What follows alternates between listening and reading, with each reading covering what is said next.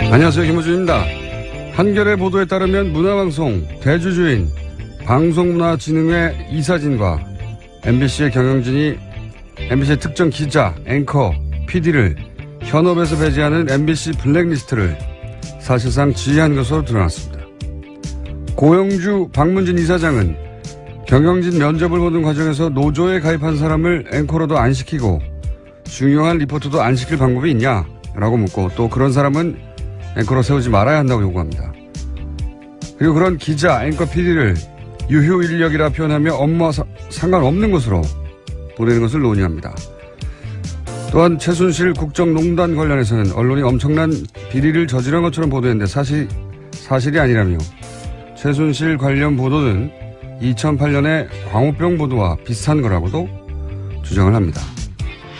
MBC 뉴스는 대통령 탄핵일 날 태극기의 물결 보수 집회에 새로운 장을 마련했다고 논평을 했었죠. MBC가 대통령이 탄핵되는 마당에 그러면서 사망자를 3명이나 냈던 그 친박 집회를 보수 집회에 새로운 장을 열었다고 표현했던 게 이제서 제대로 이해가 갑니다. MBC 뉴스는 뉴스가 아니라 친박 소식지였던 겁니다. 김호준 생각이었습니다.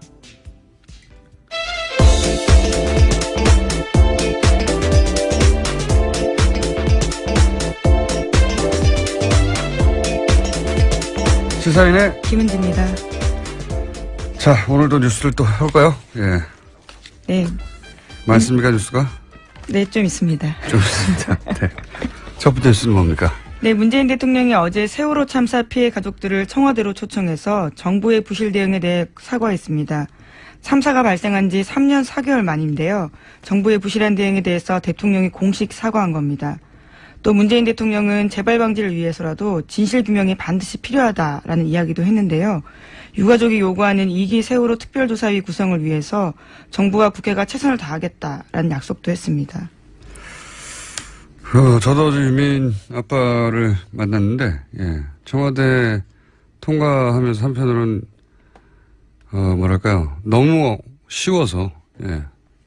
너무 쉬워서 허망한 면이 있다고. 그리고 이제 대통령이 사과한다고 하는데 그냥 눈물이 왈칵 났다고. 예. 문재인 대통령 시절에 벌어진 일은 아니지만 정부를 대표하는 당사자로 이제 사과를 한 거죠. 예. 자, 어제 한 200여 명 유가족들이 방문한 걸로 아는데, 관련해서는 저희가 3부에서 다녀오신 유가족 한 분 연결해가지고 자세한 이야기 들어보기로 하고요. 다음 뉴스는요? 네, 또 오늘 문재인 대통령의 취임 100일입니다. 취임 100일을 맞아서 기자들과 일문일답을 하는데요. 오늘 오전 11시 TV로 생중계됩니다. 내외신 기자 300여 명이 참석하는데요. 질문 내용이나 질문자에 대한 사전 조율은 없다라고 합니다. 네. 앞으로 나올 뉴스에 대한 뉴스잖아요, 이건. 뉴스가 아닌데. 네, 그런데 사실 기자회견에서 사전조율 없다라는 것이 당연한 것처럼 보이지만요. 바로 지난 박근혜 정부 때 워낙 비교가 되기 때문에요. 또 이 또한 뉴스가 되고 있습니다. 그렇군요. 그때는 이명박 대통령 때도 마찬가지였어요. 예. 질문을 받아서, 그 다음에 질문할 기자를 지정하고 미리, 예. 그 사람만 질문을 하는 것이었고, 질문도 처음 받는 것처럼, 기자회견, 박근혜 대통령 기자회견 잘 보시면 마치 처음 받는 것처럼 말을 하는 경우가 있습니다. 막 받아 적고, 말하고. 네. 그래서 뉴스타파에서 당시에 사전 각본을 공개해서 굉장히 큰 논란이 된 바가 있습니다. 네. 국민들 입장에선 정말. 다 외우고 나온 거였어요. 이미 질문도 정확하게 정해져 있었고, 누가 할 건지도 정해져 있었고, 답변은 그 질문 하에 미리 외워서 나온 거였죠. 예. 쉬워졌죠, 그게. 근데 이번에는 없다는 거죠. 예. 네, 원래라면 자유로운 질의응답이라고 하는 게 자연스러운 일이기 때문에요. 그런 모습들을 다른 지켜볼 수 있을 나라에서 것 그렇게 같습니다. 합니다. 예. 예. 그 정도 질문과 답변을 못하면은 대통령이 돼서는 안 되는 거죠. 예. 자, 다음 뉴스는요. 네, 야당이 문재인 대통령 취임 100일에 대해서 평가를 내놓았는데요. 전반적으로 박합니다. 정우택 자유한국당 원내대표 같은 경우에는요.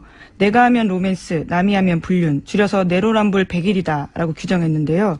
소통이 아닌 보여주기식 소통이었다라면서 문재인 정부는 아직도 촛불에 취해 있다라고 비판했습니다. 그 만들어낸 말 있지 않습니까? 불통, 쇼통, 또 뭐 하나 더 있는데 하여튼 통 3개. 라임이 있죠. 예, 통 3개 있어요. 불통과, 쇼통과 또 뭐였는데 기억이 잘 안 나네요. 하여튼 이렇게 정치인들이 말을 만들어서 그게 유행이 되게 과거에 고소영 이런 것처럼 이명박 정부 때 고소영 대각처럼 그걸 시도했는데 성공은 못하고 있습니다. 유행이 안 되고 있어요. 여간 이제 쇼통이다. 소통이 아니라 쇼통을 하는 것이다. 라고 했고, 국민의 정당은요? 네, 국민의당 같은 경우에는 포퓰리즘 원맨쇼라는 비판을 내놓았고요. 바른정당 같은 경우에는 일머리가 서툴러서 국민 불안이 고조될 뿐만 아니라 나라 국간이 거덜날 상황이다라고 비판했습니다. 정의당도 있지 않습니까? 네, 이정미 대표 같은 경우에는요, 점수가 70점까지 떨어졌는데 앞으로도 더 떨어질 것 같다라고 지적했지만요. 반면에 노회찬 원내대표 같은 경우에는 참여정부를 계승하면서도 여러 면에서 진화한 모습 보여주고 있다라고 상반된 평가 내렸습니다. 네.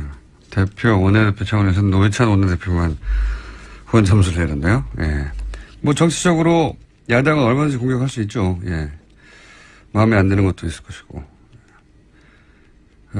다만 지금 야당은 자기 앞가림부터 하는 게 급선무다 싶습니다. 예. 문재인 정부 지지율이 공공행진을 계속하는 것은 뭐 100일 맞춰서 한 여론조사는 또 80%가 넘던데 정기조사에서는 70% 되고 뭐 다른 여러 가지 이유가 복합적으로 작용하지만 그 중에 하나가 문재인 정부 지지율이 떨어진다는 것은 이쪽에서 눈을 돌려서 다른 데로 간다는 거잖아요. 예. 그 지지율을 받아갈 야당이 없기 때문이기도 해요. 문재인이 안 되겠어. 그럼 누구하고 이렇게 눈길을 돌릴 곳이 없는 겁니다. 네. 그러니까 지지율이 높은 것은 자기들이 잘못해서도 있는 거예요. 문재인 정부가 잘해서도 있는 거지만 지지율을 받아갈 것이 없습니다, 지금. 예. 라이벌이 없는 거죠, 한마디로. 자, 다음 뉴스는요? 네, 외교안보 관련된 소식도 전해드리겠습니다. 트럼프 대통령이 어제 또 자신의 트위터에 관련된 내용을 썼는데요. 북한의 김정은이 매우 현명하고 상당히 논리적인 결정을 내렸다. 안 그랬다면 재앙적이며 용납할 수 없는 일이 일어났을 것이다. 라고 썼습니다. 네. 트럼프 대통령의 이 같은 반응은요. 미국 영인 괌을 공격하겠다고 엄포를 놨던 김정은이 당분간 미국의 행태를 지켜보겠다라면서 한 발짝 물러서자 쓴 것으로 보입니다. 네. 뭐, 이 사태 초기부터 전쟁을 안 난다고 줄기차게 저희는 얘기했었는데, 뭐랄까요, 그 멘트들이 지금 이제, 빠져나갈, 예? 출구 전략을 구사하는 거죠. 근데 보고 있으면, 전 세계에서 가장 강한 군대의 통수권자잖아요. 예. 며칠 전까지만 해도 무슨 핵전쟁이 날 것처럼 얘기했잖아요. 겨우 며칠 만에, 예, 고작 뭐 일주일도 안 돼서 이러는 걸 보면 좀 웃깁니다. 웃기고들 있는 것 같다 하는 생각이 좀 웃기고들 있는 것 같다 생각이 정말 들고요. 그러니까 이 뉴스 브리핑에서 몇 번이나 얘기했지만 트럼프 전쟁 얘기하면 이제 그냥 스포츠 중계하듯이 받아 써가지고 포탈에 막 뿌리고 호들갑 떨고 그런 거 좀 안 했으면 좋겠어요. 이제 이런 사람들입니다. 예. 자, 그러면서 또 대화해야 한다고 얘기를 계속하고 있죠. 예. 네, 대표적인 온건파인 틸러슨 국무장관이 내놓은 반응인데요. 또다시 북한과의 대화를 강조한 겁니다. 북한과의 대화에 도달하는 방법을 찾는데 계속 관심을 갖고 있다라고 밝혔는데요. 하지만 그것은 김정은에게 달려있다라는 이야기를 한 겁니다. 네, 뭐 어쨌든 긴장 국면 다음에 이제 대화를 하겠다는 제스처를 계속 취하고 있고 북한하고 미국이 이렇게 미사일을 쏘고 이런 일은 안 일어납니다, 여러분. 만약에 그런 일이 일어난다면 예, TBS 방송국도 박살나겠죠. 박살나겠고 아주 많은 사람들이 한반도에서 사망할 것이고 한반도 전쟁으로 끝나지 않죠. 예, 중국도 개입할 것이고 러시아는 또 가만히 있을 수 없고요. 예. 일본도 가만히 있을 수 없고, 미국도 가만히 있을 수 없고, 세계대전이 일어나는 거죠. 네. 국제전으로 끝날 수 없는 상황이기 때문에 상상할 수 없는. 세계대전이 일어나는 것이고, 이제 그게 과거 세계대전하고는 다르게 핵무기가 있잖아요. 네. 지구 멸망으로 가는 길일 수도 있습니다. 전쟁이 안 일어납니다, 여기서. 이렇게 말 전쟁한다고 해서 그걸 하루 종일 일주일 내내 트럼프가 이제 무슨 전쟁한다고 했다고 지상 중계하는 스포츠 중계하듯이 그런 기사 좀 쓰지 말자고 이제 분석하거나 비판하거나 왜 그러는지 그 노림수가 뭔지 쓰면 몰라도. 자, 다음 뉴스는요. 네, 국정원 적폐청산 TF 관련된 소식도 계속해서 전해드리고 있습니다. 국정원의 민간인 댓글 부대인 30개 외곽팀 중에서 어제는 양지회 소속, 그러니까 국정원 전 직원들이 있다라는 거 알려드렸는데요. 이번엔 또 새로운 사람들이 나왔습니다. 이명박 전 대통령 지지단체가 있다라는 보도입니다. 이름하여 이명박과 아줌마 부대라는 이름의 인터넷 카페인데요. 이명박 전 대통령 지지하는 모임으로 2007년에 집중적으로 활동했습니다. 그런 다음에는 늘 푸른 희망연대라는 이름으로 바꿔서요. 일부 회원들이 활동을 했는데요. 국정원과 검찰은 이 단체 회원들이 팀을 꾸려서 댓글 작업 등을 하는 대가로 국정원으로부터 돈을 받은 것으로 보고 있습니다. 그러니까 이제 그 외곽단체들 혹은 뭐 지지단체들, 민간단체들을 댓글 무대로 활용한 정황 중에 하나인 건데, 이런 일들이 있었어요. 이상한 단체들 만들어가지고 정부가 여러 가지 형태로 예산을 지원하거나 좀 예를 들면 선풀 달기 운동 이런 게 있었습니다. 좋은 댓글 달기라는 거. 네, 저도 기억이 납니다. 네. 악플에 반대는 말이죠. 네. 근데 그러면은 이제 그 학생들이 선풀을 달면 거기 봉사활동으로 쳐주고 뭐 그런 거 있었거든요. 그것도 매우 의심스러운 그 활동을 했던. 그러니까 국정원에서 국정원 자금으로 돈을 주기도 했지만 정부 지원, 국정원을 제외한 정상적인 정부의 지원들 있지 않습니까? 그걸 끌어다가 어떻게든 이 댓글 작업을 구조화해서 누군가 돈을 호주머니에서 계속 꺼낼 수가 없잖아요. 그러니까 정부 예산을 여기 쓰는 방식으로 댓글 부대를 광범위하게 조직하려고 했던 그런 움직임이 있어요. 찾아보면. 예. 요게 다가 아닐 것이다. 계속 얘기하지만. 네, 국정원 적폐청사 TF, 그러니까 국정원 교육위 소속 사람들도요, 계속해서 하는 이야기가 있습니다. 이건 정말 일부에 불과하다는 건데요. 그러니까 지금까지 나온 것들은 절대 전체가 아니다라고 강조하고 있습니다.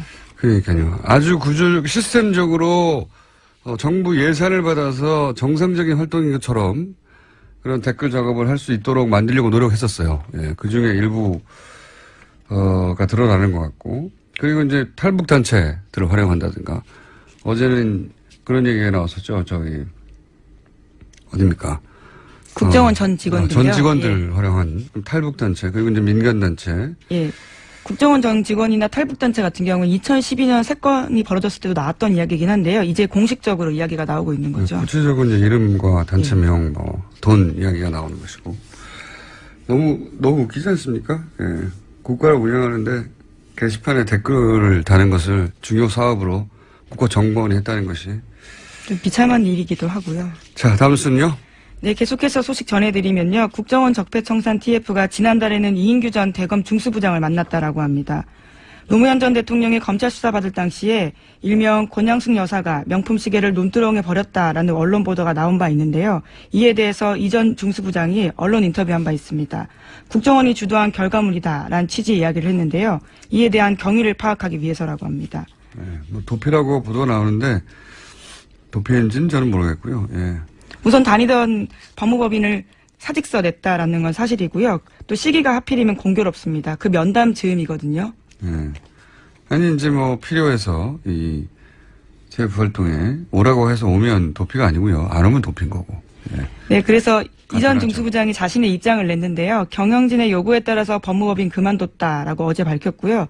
또 가족을 만나기 위해서 미국에 갈 생각은 있다라고 밝혔습니다. 어쨌든 저는 도피인지 아닌지 모르겠어요. 예. 그러니까 도피성이라고 보도하는 것도 좀 앞서가는 것 같긴 한데 어쨌든 수사에 필요해서 오라고 해서 오면 도피가 아닌 거고 안 오면 도피인 것이고 두고 볼 일이고. 다음 뉴스는 아직도 시간이 있군요. 예, 다음 뉴스는요. 네, 자유한국당 홍준표 대표가 박근혜 전 대통령 출당 문제가 당에서 본격 논의될 것이다라고 밝혔습니다. 당대표 취임한 이후에요. 박근혜 전 대통령 출당 문제를 직접 언급한 것은 처음입니다.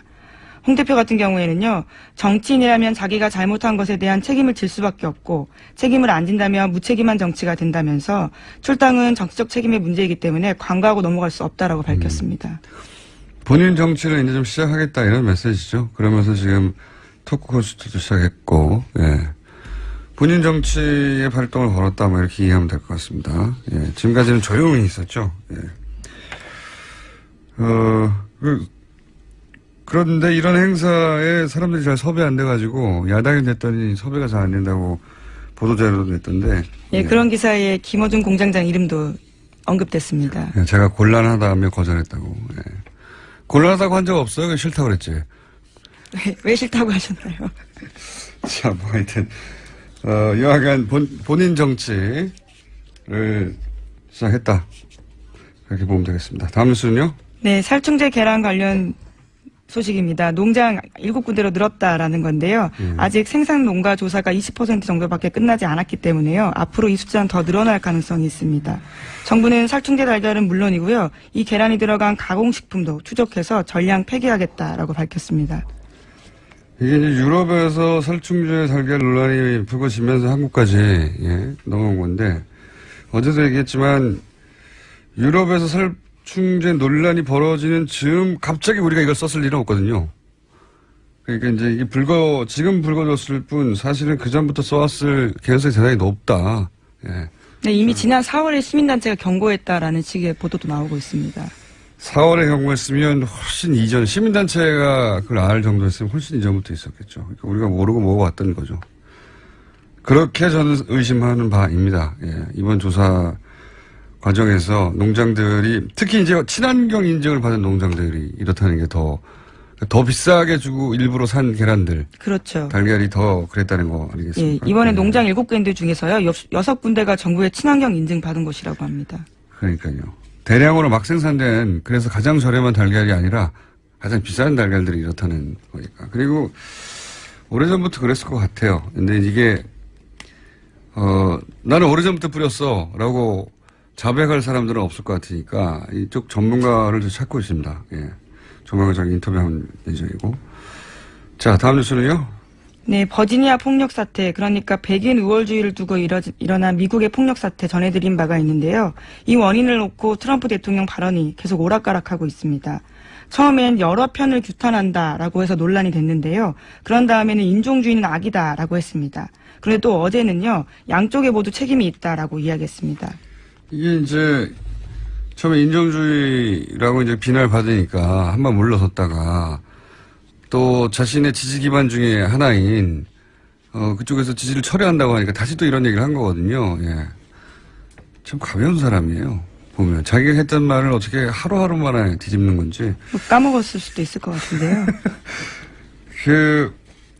사실 이거는 미국 주류 사회가 받아들일 수 없는 거거든요. 예, 그래서 공화당 하원 의장 같은 경우에도요, 백인 우월주의는 역겹고 도덕적 모호성은 안 된다, 이렇게 강하게 이야기했습니다. 미국 사실 노예제로 시작한 나라이긴 한데, 미국 근대사는 사실 인종주의와의 오랜 갈등, 그런 역사 깊잖아요. 특히 흑인 사회가, 지금도 차별이 있지만 과거에는 같은 식당에 못 들어가고 뭐 많았지 않습니까? 버스도 같이 타지 못하고 그랬었죠. 그래서 사실은 인종주의를 극복하기 위해서 미국 사회가 치른 비용이 엄청나거든요. 간신히 여기까지 왔는데 그거를 뭐 한 60년대 70년대로 되돌리려고 하는 거죠. 그러면서 리 장군 갑자기. 네, 로버트 리 장군. 예, 로버트 리 장군. 동상을 둘러싼 갈등에서. 예, 표면적으로는요. 남부군 대장이었던 이 사람을 상징적인 인물로 내세우고, 예. 우리 뉴라이트하고 비슷한 일종의 수정주의 역사를 주장하는 거거든요. 뉴라이트도 갑자기 건국의 아버지 들고 나오고 건국절 얘기하잖아요. 비슷한 거예요, 여기서도. 근데 여기서는 이제 그 바탕이 인종주의, 그리고 남부를 중심으로 한, 남부의 백인들이 트럼프의 핵심 지지층이란 말이죠. 백인 남성들, 그 중에서도. 근데 이게 이제 미국 사회가 한 60, 70년대 이후에, 거의 5, 60년간 쌓아와서 지금까지 도달한 지점, 그걸 전면 부정하는 사람이 대통령이 돼서 대통령 되기 전까지의 그냥 캠페인인 줄 알았더니 대통령 된 다음에도 이런 말을 하니까 받아들이기 어려운 거죠. 예. 자, 목소리가 발음이 점점 새어가고 있는 걸 보니까, 예. 뉴스 브리핑 끝날 때가 돼가는 것 같고, 끝나기 전에 오늘은 리얼미터가 있는 시간입니다. 자, 권순정, 제가 정이라고 했나요? 권순정 조사 분석실장 자리에 나와 계십니다. 안녕하십니까. 예. 어제 제가 다른 녹화를 하나 해가지고 바람이 많이 새는 날입니다. 자, 취임 100일 조사.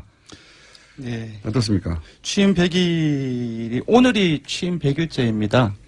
그래서 예. 조사를 100일 별거 아니라고 생각하는데 저는. 99일과 101일과 다를 것도 없잖아요. 예, 어쨌든 보면 0.6%포인트 소폭 내렸지만 네. 72.2%로 여전히 줄곧 70%대의 고공행진이 지속되고 있습니다. 네. 부정평가는 0.8%포인트 오른 22.1%이고요. 취임 100일이니까 취임 후 현재까지 잠깐 이제 경과를 잠깐 보면 새 정부에 대한 높은 기대감으로 취임 초 5월 4주째에는 84.1%까지 올랐습니다. 네. 최고치였죠. 그 다음에 이제 기억하시겠지만 강경화, 안대환 장관 후보자 인사 논란이 확산되었고, 그리고 원비어 사망 기억하시죠? 네. 외교 안보 이슈가 쟁점화된 것도 이 기간입니다. 이게 겹쳐지면서 6월 3주차에는 한 10%포인트 떨어진 74.2%로 하락했습니다. 네. 미사일 발사도 예, 있었고요. 그런데 다시 반등을 합니다. 그러니까 예. 한미 정상회담이 있었고 연이어 G20이 정상회고에 이어지죠. 그런 과정 속에서 76.6%로 75%선을 다시 넘었습니다. 근데 그 이후에 다시 총영무, 조대엽 등 인사 논란이 다시 불거지고, 최근에 이제 북한 미사일 발사 이후에 한반도 안보 불안이 고조되는 과정 속에서 70%대 초반으로 떨어졌는데요. 이러한 그 변화 과정 속에서도 주요하게 봐야 될 것이 보수층을 제외하고 모든 지역 연령 이념 성향에서 긍정평가가 상당히 크게 높거나 50%를 상회하고 있다는 겁니다. 네. 그리고 두 번째로는 주목할 점이 있습니다. 대구 경북이나 60대 이상 보수층 등의 같은 경우는 문 대통령의 전통적 반대층이지 않습니까? 네. 그래서 지지율이 상대적으로 뭐 40대 이하라든지 중도 진보에 비해서 낮긴 낮은데, 분석을 해보니까 19대 대선 때보다 지지층을 확대한 폭이 이 대구 경북이나 이쪽에서 훨씬 더 높았다는 겁니다. 그래서 전반적으로 이러한 경향을 봤을 때 지금 상당히 지금 취임 100일째이긴 하지만 상당히 많이 지난 상황이긴 하지만 지지층이 상당히 탄탄하다. 이제 그렇게 볼 수 있을 것 같습니다. 70% 박스권이라고 표현할 수 있을 것 같아요. 박스권, 예. 예. 원래 이제 박스권이라는 건 지지율이 더 이상 올라가지 않고 거기 갇혔다라고 해서 문재인 후보 시절에 굉장히 많은 그런 표현들이 있었죠. 10% 박스권을 맞췄다. 제가 기억나는 것은 20%대 초반에서 그때부터 네. 박스권 얘기가 SNS상에서 많이 얘기 있어서 30% 박스권을 맞췄다. 30% 뭐 40% 박스권을 맞췄다. 그런 식으로 계속 올라가서 네, 종편을 주로 썼던 표현들인데, 그러니까 네. 안 올라간다는 거죠. 확장성이 네. 없다고 비판하기 위해서 10%부터 40%까지 계속 박스권이라고 표현했는데 70% 박스권에 갇힌 것 같아요. 근데 네. 일반 국민을 대상으로 한 여론조사에서 70% 이상이 나온다는 것은 이거 엄청난 겁니다. 사실상 70%나 80%는 제가 봤을 때는 크게 의미가 없지 않나 싶습니다. 압도적인 네. 지지율인데 흔히 이제 여론조사에서 한 60몇 프로 넘어가면 어떤 사안에서 압도적인 찬반이 나온다고 하는 거거든요. 예, 네. 66% 정도면 3명 중에 2명이 찬성 또는 반대한다는 것인데 3명 중에 2명이 전문가 조사가 아니라 일반 국민조사에서 그렇게 나오기는 상당히 어렵습니다. 예, 그래서 이제 그때부터 보통 압도적이라고 표현을 하는 거죠. 네네. 이 이유 중에 하나는 뭐 제가 좀 전에 얘기했지만 이 지지율을 받아갈 야당이 없어서 그런 것도 있는 것 같아요. 다른 이유도 있지만 갈 데가 없어요. 지지율이 생각해 보시면 그런 부분들도 있겠죠. 뭐 네, 많이 다른 이유는 예. 이제 전문가가 얘기해 보십시오. 맞습니다. 이제 야당이 구체적인 개혁이라든지 정책적인 어떤 차별성이라든지 그런 것들을 내놓지 못하면서 갈 곳이 없는 그런 부분들도 하나의 분석이 될 수 있겠고, 또 많이 얘기가 됐죠. 이전 정부의 기저효과, 예. 베이스 이펙트 이런 부분들도 얘기가 많이 나오고 있는데, 제가 보기에는 그게 본질적인 이 지지율 고공행진의 원인은 아니라고 생각이 듭니다. 무엇보다 이제 박근혜 정부 국정농단 사건이라든지 탄핵 과정을 거치면서 시대 정신이 현 정부가 추진하고 있는 그 개혁 정책이라든지 국민들이 생각하고 있는 부분들이 네. 완전히 그 일치를 하고 있는 상황이라고 생각이 들어요. 시대 정신과 같이 간다는 건데. 맞습니다. 뭐 적폐청산이라든지 개혁 또는 기본적으로 이전에 불통으로 점철되었다고 한다면 지금 같은 경우는 소통과 공감의 행보 이러한 부분들이 국민의 생각과 지금 현 정부가 벌이고 있는 여러 가지 행보라든지 정책과 거의 일치해 나가고 있기 때문에 바로 여기에서 공공행전의 기본적인 어떤 배경들을 찾아야 되지 않을까 싶습니다. 시대 정신과 같이 가도 이제 그걸 잘 연출하고 내가 가고 있다는 걸 다 이해시켜야 되는데. 네. 그런 상징, 그러니까 내가 시대 정신과 같이 가고 있다. 네네. 내가 당신들의 뜻과 부합되는 결정과 사과 행동을 하고 있다는 거를 또 잘 연출해서 전달해요. 예, 그것도 맞습니다. 굉장히 중요한 면이 있습니다. 중요함은 네. 이제 그거는 이제 효과적으로 보여주고 네. 공감하는 수단이라고 한다면은 형식이라고 한다면은 여전히 저는 그 본질적인 부분들 아까 말씀드렸던 부분들에 표현되지 않는 것은 모르는 법입니다. 이신점심은 예, 전 국민들 단위에서는 따질 수 연인끼리야 뭐 모르겠는데. 동의합니다. 예. 잘 표현하는 것도 굉장히 중요한데 잘 전달되고 있고. 네네. 자꾸 얘기하지만 그 받아가지 못하고 있는 거예요, 야당이. 그렇다는 얘기는 지금 야당이 하는 비판들은 오랫동안 들어왔던 비판의 패턴이에요. 네네. 들어보면 포퓰리즘이라는 단어도 되게 식상합니다. 네. 그렇죠? 폭탄, 세금 폭탄 그런 부분들이 이전 굉장히 식상하고요. 계속적으로 나왔던 프레임이었고. 불통이라는 것도 굉장히 식상하고요. 그러니까 네. 야당이 현 정부를 정확하게 현 정부라 뭐 다 잘하겠어요. 당연히 잘 못하는 것도 있을 텐데 네. 미진한 것도 있고 네. 정확하게 비판할 언어를 못 찾고 있어요. 시대 정신과 같이 못 가고 있는 거죠. 하던 대로 하는 겁니다. 비판을 그냥. 언어, 프레임 그런 부분들은 제가 볼 때는 좀 형식적인 부분들이 있는데 제가 볼 때는 야당 역시도 정책에서 찾아야 된다고 생각이 듭니다. 국민들의 생각. 네. 그러니까 본인들이 뒤처져 있다는 걸 잘 몰라요. 네. 현재. 그래서 과거와 같은 언어와 프레임으로 공격하는데 안 먹히니까 짜증이 나죠. 네. 짜증이 나고 한편으로는 분명히 과거에는 먹힌 프레임으로 공격을 하는데도 불구하고 보수 언론도 안 먹히거든요. 네네. 세상이 변하고 사람들이 변했는데 못 따라가고 있다. 오히려. 네. 그래서 지지들이 표들이 갈 곳이 없어서 여기 모여 있는 것도 있습니다. 예. 네.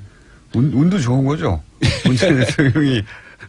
일단 지지층이 워낙 탄탄합니다. 일종의 예. 이제 팬덤 아이돌의 팬덤 형상에 오히려 더 강력해. 예, 더 강력할 정도로 지지층의 팬덤 형상을 보이고 있는데 이러한 현 상황 그리고 언론 지형도 상당히 이전에 참여정부 때에 비해서 많이 바뀌었습니다. 예.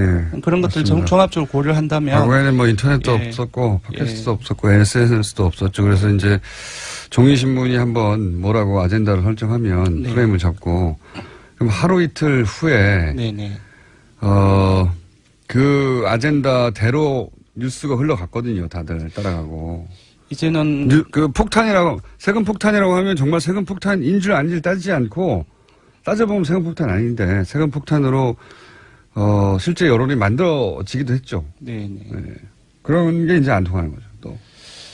예, 근데 조금 우려 정도까지는 아니지만 그 지지율 이탈, 지지율 그 하락의 어떤 가능성 그런 부분들은 한번 짚어봐야 되지 않을까 싶은데요. 뭐 그런 날이 오겠죠. 네. 당연히 그런 날이 오겠고 100일째 저는 뭐 100일 챙기는 사람이 아니고 제 생일도 잘 안 챙기는 사람이라 특별히 100일째를 따로 챙겨야 하나 싶긴 하지만 뭐 여론조사를 많이 했더라고요. 다른 곳에서도. 네, 많이 했습니다. 네. 근데 다른 여론조사에서는 왜 80%대가 나오고 리얼미터 여론조사에서는 70%대가 나오는 겁니까? 일단은 여러 가지 요인도 많겠지만 무엇보다도 조사 방식 때문이라고 조사 생각이 방식 때문에. 듭니다. 네. 예. 알겠습니다. 자, 그리고 저희가 항상 하는 있지 않습니까? 네. 그것마저 알려주마? 네. 현안조사 말씀하시는 거죠? 현안조사. 예. 네. 현안조사 이번에는 뭡니까? 두 가지 질문을 했습니다. 하나는 그 취임 100일째, 문재인 정부가 취임 100일째를 맞는데 지금까지 가장 마음에 드는 것 하나. 네. 그리고 가장 마음에 들지 않는 것 하나를 선택해라. 되게 아주 간단한 질문이지만 되게 유의미한 결과가 나왔습니다. 먼저 가장 마음에 드는 긍정평가를 보자면 서민 약자 우선의 정책이 23%로 1위가 나왔습니다. 두 번째로는 탈권위 국민 소통 공감 행보가 21%로 2위로 나왔고요. 뭐 뚜렷한 계획의 소신과 추진력이 19%로 3위로 나타났는데요. 이걸 한마디로 엮어보면 탈권위적 소통 공감 행보로 서민 약자 중심의 개혁 민생 정책 추진 이렇게 볼 수 있을 것 같아요. 아까 말씀드렸던 현재 문 대통령의 지지율 고공 행진의 기본적인 배경과 일치하는 결과로 볼 수 있을 것 같습니다. 또 다른 하나는 그런 것도 있어요. 예전에는 자신을 중산층이라고 생각하는 사람들이 굉장히 많았거든요. 네. 요즘은 그런 사람이 굉장히 줄었어요. 자기가 중산층이 아니라 서민이라고 생각하는 사람 숫자가 굉장히 많아졌어요. 예. 네. 그것까지 연결이 되는 네. 이야기인 것 같습니다. 그 재밌는 거는 아마 최근 기억하실지 모르겠지만 자유한국당 같은 경우 혁신선언문이 발표가 될 때 서민 중심 경제 지향이라는 문구 때문에 그 혁신위원 한 분이 사퇴를 했었죠. 근데 자유한국당과 보수층에서는 문 대통령이 가장 잘한 게 뭐냐? 1위가 서민 약자 우선의 정책이 1위로 나왔어요. 반면 이제 민주당이나 정의당 지지층, 중도 진보층 같은 경우는 탈권위적 국민 소통 공감 행보가 1위로 나왔고요. 또 하나 재미있는 게 또 있습니다. 그 부정평가. 가장 잘못한 게 뭐냐를 물어봤는데 가장 마음에 안 드는 게 뭐냐? 예, 1위가 뭐가 나왔을 것 같습니까? 없다. 예, 맞습니다. 1위가 다른 내용적인 선택지가 아니라 예. 마음에 안 드는 것이 하나도 없다가 34%. 그러니까 3명 중 1명이죠. 국민 3명 중 1명이 잘못하는 게 없다라는 게 하나도 없다라는 게 1위가 나왔어요. 이거 재밌네요. 예, 재밌는 결과이고. 농담처럼 얘기했는데 진짜 없다가 1위가 나왔어요? 예. 그러니까 1위가 이렇게 나왔다는 것은 나머지 이제 제가 소개해드리겠지만 그 부정적인 요인들 이런 부분들이 사실상 국민들 전반적으로 봤을 때 국민들은 크게 중요한 문제로 인식하고 있지 않은 것을 나타낸다고 볼 수 있습니다. 숫자가 네. 하나도 없다는 게 30% 중반을 넘고 없다. 예. 있다는 게 이제 있다는 것 중에서 소개해드리면 10%네요. 예. 조금 거리가 있습니다. 아까 34%가 말씀드렸지 않습니까? 과다한 선심성 정책이 19%로 1위가 나왔고요. 그러니까 아까 하나도 없다를 제외하면 그럼 네 편, 내 편 가르기가 12%로 2위. 그리고 외교 안보 능력 부족이 11%로 이렇게 부정평가 톱3로 나왔습니다. 보수 정당들의 주로 공격하는 포인트들이에요, 이게. 예. 맞습니다. 근데 이제 공감대가 그렇게 크지 않다는 얘기고. 지금 여러 가지 선심선 정책이라는 프레임이 나오고 있는데 사실 그 앞에 그 재원제달 문제 같은 경우는 그 프레임으로 바로 연결될 수는 없겠지만 좀 중도라든지 이런 층 같은 경우에서도 조금 의구심을 가지고 있는 부분들이 있거든요. 네. 그런 부분들을 반영하는 응답이 아닌가 싶습니다. 알겠습니다. 정당 지지율 순위 숫자만 쩌르륵 읊고 여기서 끝내야 될 것 같습니다. 네. 정당 지지율을 말씀을 드리면 더불어민주당 같은 경우는 지난주에 처음으로 40% 떨어졌죠. 근데 51.6%로 상승하면서 다시 50%대 여기도 회복했습니다. 50% 박스권이 갇힌 예. 것 같고요. 그 다음은 국민의당으로 넘어가죠. 예. 요즘 8.27 전대 그 선거운동이 한창 진행 중에 있죠. 예. 월요일에는 그 처음으로 TV 토론도 실시가 됐는데요. 최하위였는데 지난주에 예, 언론 보도가 상당히 그 생각보다 많이 그 되고 있습니다. 그래서 일종의 그 컨벤션 효과가 나타나면서 6%로 상승했습니다. 그래서 최하위를 면했고요. 그리고 자유한국당 같은 경우는 이제 오늘도 이제 보도가 계속 나오고 있는데 광복절 전후해서 1948년 건국절 주장이 이어지고 있지 않습니까? 이렇게 이어지고 있는 가운데 16.4%로 소폭 하락했고요. 바른정당 같은 경우는 최근 몇 주째 그 문재인 정부와 대립각을 많이 확대시키고 있습니다. 안보 문제라든지 개혁의 어떤 재원 조달의 문제라든지 그런 부분을 대립각을 확대시키고 있는데 올랐습니다. 6.6% 올랐고 약 2달 만에 오차범위 내이긴 하지만 약 2달 만에 3위로 올랐었습니다. 마지막으로 정의당 같은 경우는 지난주에 반등세가 끊겨서 5%로 하락했습니다. 알겠습니다. 개요 알려주십시오. 네.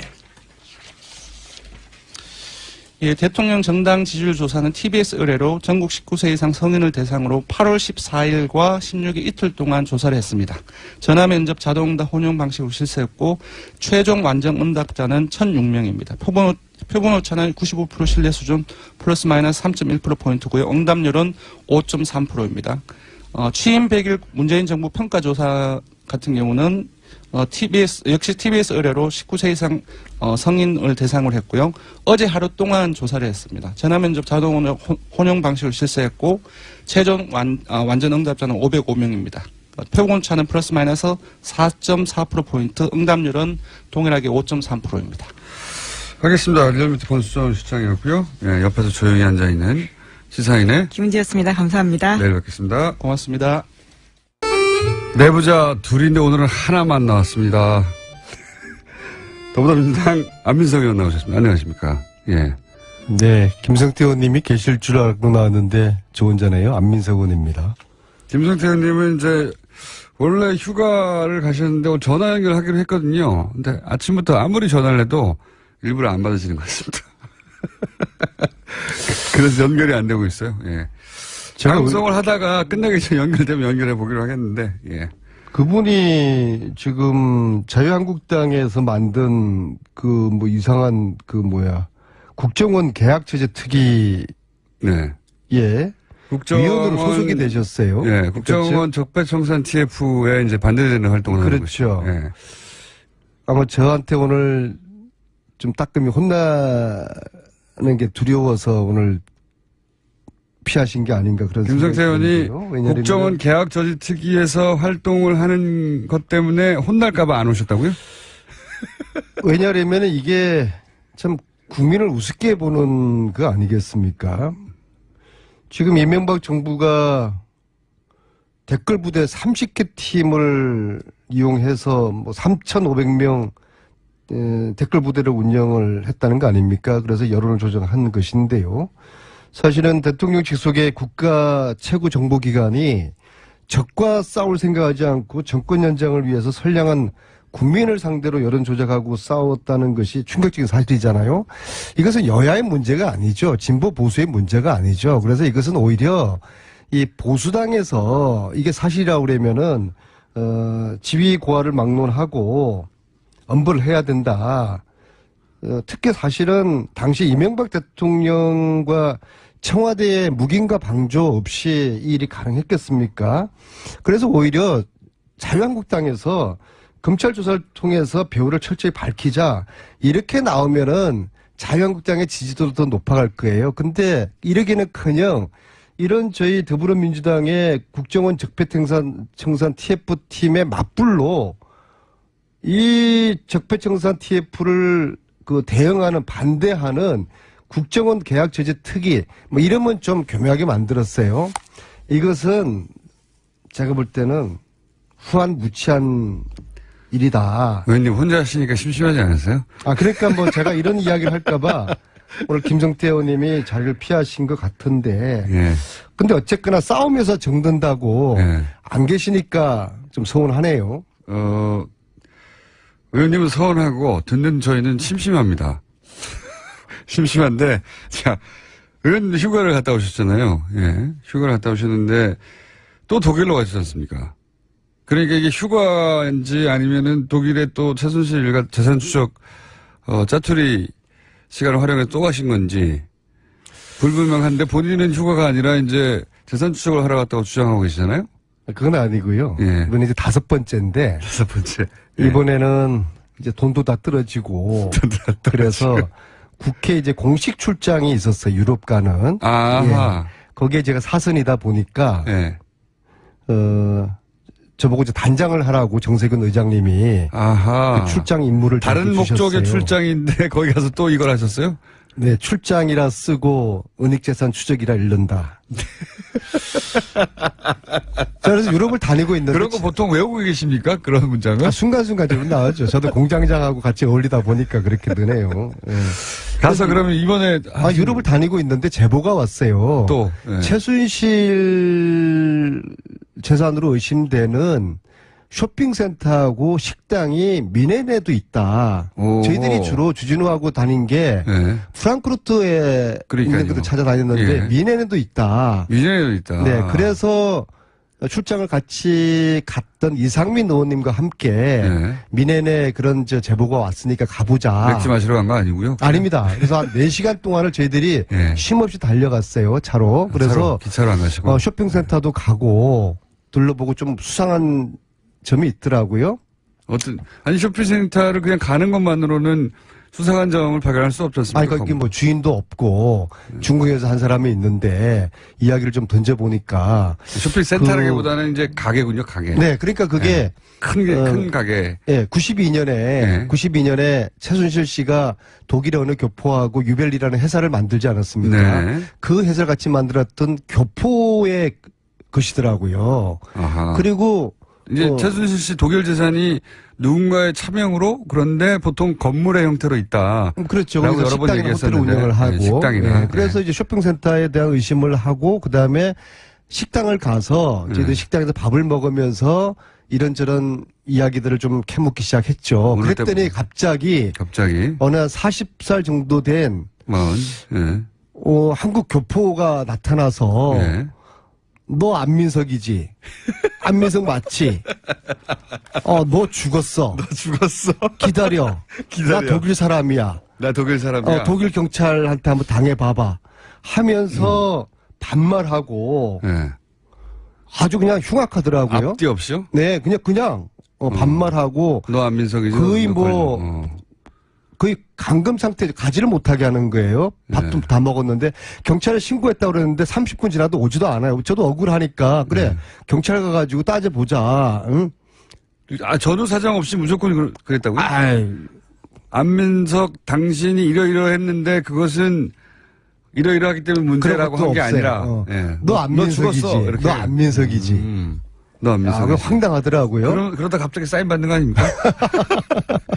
그래 이상민 의원님은 변호사 출신이잖아요. 예. 또 법사위원장님 출신이고 이거는 보통 일이 아니다. 그리고 너가 우리가 국회의원인 줄 아는데 이런 식으로 폭력을 행사하고 폭언을 하고 언어 폭력이죠. 네. 그래서 좌시할 수 없다. 그래서 우리도 독일 경찰 기다렸는데 한 30분 지나도 경찰이 안 오는 거예요. 그분은 그러면 그래서 그렇게 폭언을 한 다음에 그냥 사라지셨고 아니죠. 계속 저희들을 붙잡고 있었죠. 나가지 못하게 네, 어떻게 붙잡았어요? 제지했죠. 제 손을 붙잡고 나가려면 못 가게 붙잡고. 하고. 근데 그 말만 한 게 아니고요. 네. 근데 이제 그 제지를 뚫고 기다려도 경찰이 안 오니까 저희들이 굳이 저희들 또 다른 일정을 또 해야 되니까 본래 이제 출장 장소로 이동을 했죠. 근데 그 사람이 누구였냐? 예. 92년 최순실과 함께 해서 독일 회사를 만들었던 최순실 독일 은닉재산의 조력자로 의심되는 유모 씨의 아들이었어요. 그러니까 가족이 우리 아버지를 그런 식으로 모함했다고 이제 화를 낸 거군요. 말하자면 항의하고. 그래도 그렇게 하면 안 되죠. 네. 조곤조곤. 아니 만약에 정말로 따지든지. 본인이 정말 억울하게 모함을 당했다면 그럴 수도 있죠. 화가 나가지고. 그렇다고 뭐 뺨을 때린 건 아니지 않습니까? 그래서 이제 그런 봉변의 해프닝 말고. 예. 그 결말이에요. 끝이에요. 그래서 저희들은 그냥 거기를 못 가게 하는 거를 뿌리치고 그 장소를 떠났죠. 거기서 사건이 끝났습니까? 그런데 이제 오늘 아침에 제가 그 얘기하는 것보다도 또 다른 제보 아닌 정보인데요. 15년에 스위스 연방법에서 해외 외국인의 불법 재산을 몰수해서 환수하도록 하는 법이 만들어져 있더라고요. 스위스요? 네. 예. 그래서 이 법을 지금 이제 번역을 하고 있는 중인데 대충 이렇게 보니까 어떤 불법 재산을 조사할 수 있느냐? 외국의 부정부패 정도가 악명이 높은 경우. 그렇게 이제 명시가 돼 있어요. 지금 모호하네. 악명이 높을 경우. 정치적으로 이 부분을 우리가 요구를 하면은 대상으로 악명은 높지 않고 돈만 많으면 어떻게 합니까? 조용히 돈을 많이 생겼으면. 악명이 높죠 그거야. 높고. 최순실 케이스야 악명이 높긴 한데. 최순실 씨뿐만 아니라 과거에 그 부정한 돈이 의원님? 스위스 비밀 계좌에 돼 있다는 그런 의심되는 그런 의원님 시간이 다 돈들에 대해서 됐는데요. 예. 요 마무리를 3부 앞부분에 한 5분만 하고 가셔야 될 것 같습니다. 3부에서 이어가겠습니다. 3부를 또 합니까? 자, 2부에 이어서 안민석 의원 마무리를 못 하셔서 스위스에서, 부정부패로 축제한 재산에 대해서 합법적으로 환수할 수 있는 법이 마련됐다는 걸 최근에 알게 되셨다고 소개하다가 지금 끊겼는데, 나머지 소개해 주십시오. 네, 이게 일종의 스위스판 부정재산 몰수특별법이라고 볼 수가 있는데요. 그 아직 뭐 정확하게 제가 법률가한테 자문을 안 받았는데 일단 번역을 한 것을 토대로 말씀을 드리면요. 이 법의 목적은 정치적 주요 인물과 그 주위의 사람들이 불법으로 획득한 외국 자산의 동결 몰수 반환을 가능하도록 할 수 있는 법이고요. 딱 해당되나요? 네, 사실은 주요 정치 지도자 그 주요 인물. 여기에 뭐 박정희, 박근혜, 최순실이 네. 다 대입되면 가능한 것이죠. 그 조건으로 몇 가지가 있는데 그 중에 뭐 부정부패의 정도가 악명이 높을 경우, 악명이 높을 경우가 부정부패 정부가 악명이 높지 않은데 돈이 많을 경우 이건 어떡하나? 그다음에 재산 몰수의 조건과 절차 이것도 보면은 근자에 있는 정치인이거나 그와 가까운 사람들이거나 그들이 수혜받은 자산 그리고 출처가 불법인 자산. 그게 어떻게 최순실을 겨냥한 법이 미리 만들어진 듯한 그런 느낌. 전 세계적으로 이제 정치인들이 부정부패를 하게 되면 혼자 하는 게 아니라 다 주변 인물과 같이 하니까 뭐. 그렇죠. 아마도 그간에 케이스인가 보죠. 스위스가 비밀 계좌에 대한 좀 국가적인 오명을 벗기 위한 그런 노력으로 보는데 특히 이 법이 재밌는 것이 공소시효 기간에 제한이 없다는 거예요. 그러니까 딱 특별법이죠. 네. 따라서 이제 제가 이제 이 정도 뭐 5번이나 유럽을 왔다 갔다 하고 그러고 스위스 법까지 이렇게 상세하게 뉴스공장에서 소개 드렸으면은 이제 좀 우리나라 검찰이 이제 새로운 정부의 검찰답게 이 문제에 좀 발벗고 나서기를 촉구를 합니다. 법안이 먼저 만들어져야죠. 지금 법안 만들기 전에도 지금 예. 당장에도 이 스위스 법에 근거해서 우리나라 검찰이 요구를 할 수 있다고 보여집니다. 최순실 은닉 재산으로 추정되는 것에 대한 수사를 빨리 해달라 이 말씀이신 거죠. 예. 네. 스위스도 그런 법안이 이미 있다. 네. 예. 악명이 높을 것에는 그 최순실 관련 재산은 해당이 될 것 같은 게 사실은 박근혜 전 대통령의 국정농단 사태는 전 세계에 보도됐거든요. 최순실 씨가 함께. 예. 그래서 악명이 높다고 하는 조건에도 들어가겠네요. 네, 그렇죠. 뭐 우리가 이게 부끄러운 거지만 또 한편으로 촛불 평화 집회로 또 세계인들에게 또 감동을 주었으니까 이 부분을 좀 우리가 투명하게 처리를 할 필요가 있다고 보고요. 아까 그 독일 미넨에서 있었던 그 일과 관련해서요. 네네. 유모 사실 씨가 네. 물리력을 행사해서 네. 그 부친 네. 그러니까 지금 최순실 조력자 아니냐고 의구심을 표현했던 그 유모 씨의 자제분이 이제 억울해서 아마도 본인 입장에서는. 네, 그래서 아니 그 유모 씨는 92년에 네. 최순실과 같이 독일에서 그 만든 회사 유벨리라는 회사의 공동 대표로 이름이 나오는 분이니까는요. 네. 저는 이분이 최순실을 어떻게 만나서 어떠한 관계가 맺어졌고 이후에 최순실 씨와 어떤 일들을 했는지 참으로 궁금해요. 그리고 그분을 이분은 이제 아직 뭐 명확하게 밝혀진 게 없지 않냐 이건 모함이다라고 이제 억울해 하시는 것 같은데. 만약에 네. 그러니까 최순실하고 관계를 오해 없이 설명을 해 주셔야 되는 것이죠. 그분은 92년 이후에 최순실을 단 한 번도 만난 적이 없다고 하지만 그러나 교표사에서는 그분이 지난 10년 동안에 호텔이라든지 식당 체인점 아마 굉장히 많은 사업체를 운영을 했는데 교포사에서는 과연 저 돈이 어디서 나왔을까 그런 이제 의심을 지금 하고 있는데 거기에 대한 그 해명을 분명히 좀 해줘야 되는 것이고 특히 제보였는데 이 제보가 본인 스스로가 시인을 했어요. 룩셈부르크도 조세 햇빛초 네, 중에 하나죠. 예, 텍스7 조세 햇빛초로 최근에 굉장히 부상하는 나라인데 이 룩셈부르크에 이제 계좌를 가지고 있어요. 네.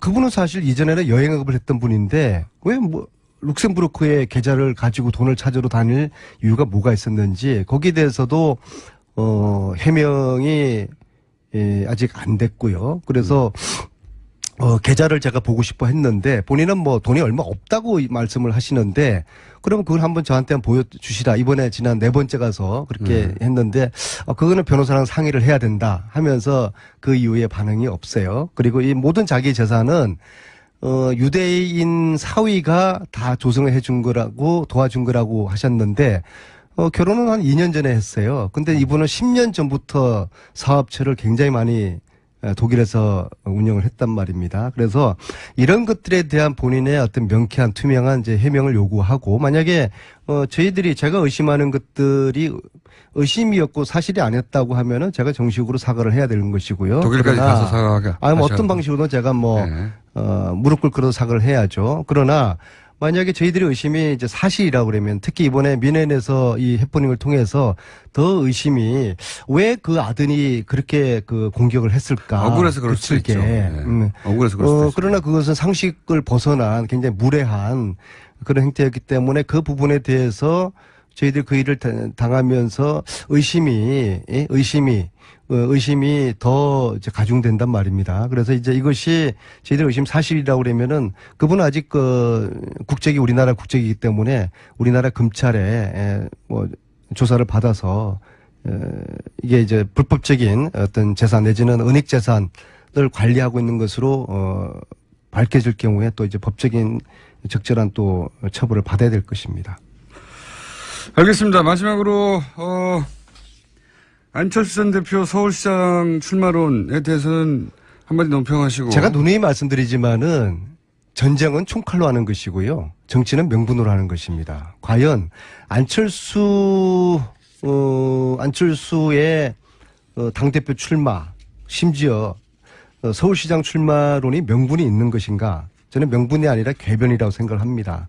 왜냐하면 당대표는 지방선거를 진두지휘해야 되지 않습니까? 근데 만약에 사퇴하고 시장 출마하면은 이건 무책임한 처사이죠. 또 만약에 사퇴하지 않고 시장 선거에 나가면은 혼자 다 해먹겠다는 욕심으로 비치고요. 좋습니다. 만약에 안철수가 서울시장에 나간다 하면 아마 제가 볼 때는 박원순 시장과 양자구도가 될 것입니다. 아마도 국민당과 바른정당이 연대할 가능성이 많다고 보고요. 그러면 가장 유력한 박원순 시장과 지금 시점에서 맞짱 뜰 가능성이 많은데요. 어쨌거나 안철수 하면 새정치의 아이콘이었는데 지금은 거의 뭐 흔정치의 아이콘이 되어버린 것 같습니다. 결국에는 본인의 성급함, 조바심과 성급함 때문에 망가진 정치인들이 우리 현대사에서 얼마나 많습니까? 지금 현재 당권 앞에서 안철수의 새정치라는 그 아이콘이 너무 추악하게 망가지고 있어서 새정치를 바라는 많은 국민들에게 안타까움을 주고 있는 것 같습니다. 말씀 듣다 보니까 앞으로 혼자밖에 못 나오실 때는 안 하는 게 좋겠다는 생각이 듭니다. 저도 오늘 안 나오려고 했습니다. 두 분이 이렇게 합의받아서 주거니 관건이 티격태격 해야지 혼자 이렇게 논평을 하시니까. 김성태 의원님, 저 오늘 의원님 나오신다고 해서 나온 건데요. 네. 뭔가 이게 당했다는 느낌이 드네요. 두 분이 다음 주에는 꼭 함께 나오셔서 다시 한번 톰앤제리를 해주시기를 바라겠습니다. 오늘은 여기까지 하겠습니다. 안민석 의원이었습니다. 감사합니다. 네, 감사합니다. 문재인 대통령이 세월호 참사 유가족들을 청와대로 초청했습니다. 어제. 이 자리에 참석한 유가족 한 분 전화로 연결해 보겠습니다. 단원고 2학년 5반 이창현 군의 어머니 최순아 씨 전화 연결됐습니다. 안녕하세요. 네, 안녕하세요. 네. 청와대 가는 길, 그 효자동에서 농성을 직접 하신 적도 있죠? 네, 그렇죠. 예. 네, 얼마나 하셨습니까, 그때? 그때 8월 22일 날, 2014년 8월 22일 날 시작해서 76일 동안 네. 대통령 만나주라고 저희가 날마다 노숙하면서 청와대 들어가서 1인 시위도 하고 대통령 만나달라는 그 신청서 이런 것도 쓰고, 네, 그랬었습니다. 그때 처음에는 76일간이나 그 바닥에 앉아서 농성하실 줄은 모르셨을 것 같고, 유가족들이 그렇게 간절하게 얘기하면 대통령을 만날 수 있을 줄 아셨을 것 같은데, 그렇지 않습니까? 처음엔 그랬죠. 처음에 시작은 그때 그 유민 아빠가 네. 그 특별법 때문에 단식이 40일이 돼가는 시점이라 이러다가 네. 어떻게 잘못될 수도 있겠다는 그런 위기감이 와서 엄마들 몇 명이 청와대 효자 동사무소에 둥지를 틀고 우리 대통령 유민 아빠 살려보자. 예. 처음엔 그렇게 시작을 했어요. 좀 만나달라고, 제발 좀 만나달라고, 사람 좀 살려달라고. 결국엔 만나주지 않았고 그게 길어져서 아무런 성과도 없이 그냥 나올 수는 없는 거여서 계속 하다가 결국에는 76일을 하게 되었었습니다. 그렇게 이제 그 농성뿐만 아니라 이제 청와대 가는 길목에서 대통령을 만나게 해달라는 여러 차례의 충돌이 있었는데 굉장히 힘들었어요. 결국 못 만나셨고, 예. 그런데 네네. 어제는 뭐랄까요, 너무 그렇게 어렵게 만나려고 했었어도 안 됐던 게 너무 쉬워서 약간 허탈하지 않으셨어요? 그렇죠. 저희가 진짜 지난 6월 말까지도 1인 시위를 계속 했었거든요. 네. 그거는 그러니까 미수습자 수습이 지난 6월 말까지 미수습자 찾아달라고 네네. 그런 1인 시위를 했었는데 예. 그렇게 들어가고 싶었던, 만나고 싶었던, 가고 싶었던 곳인데 저희가 버스를 청와대에서 마련해 주셔서 안산에서부터 쭉 왔는데 네. 한 번에 저지도 안 당하고 검문이나 저지 이런 거 단 한 번도 없이 그냥 청와대 정문을 통해서 쑥 한 번에 들어가는 거 보고 네. 진짜 허무했죠. 허무하기까지 하더라고요. 이렇게 쉬운 거였는데 3년이나 걸렸다는 게 저희는 진짜 못 들어갈 줄 알았어요. 그때 당시에는. 근데 쉽게 쑥 한 번에 들어가는 거 보고 허탈했습니다. 더구나 200여 명 가까운 분들이 이게 한두 명 따로 대표로 만나는 게 아니라 네. 만나고 싶어 하는 분들은 다 만나 주신 거잖아요. 예. 그래서 저희 단원고 유가족뿐만 아니라 미수습자 가족도 있었고 교사들 가족, 그다음에 생존자 부모, 인천의 일반인 유가족, 일반인 생존자, 화물기사 등등 굉장히 많은 분들과 다 초청해서 193명인가 이렇게 갔었어요. 그런데 이제 언론에 짧게 보도는 됐는데 네. 많은 분들이 이제 울었다.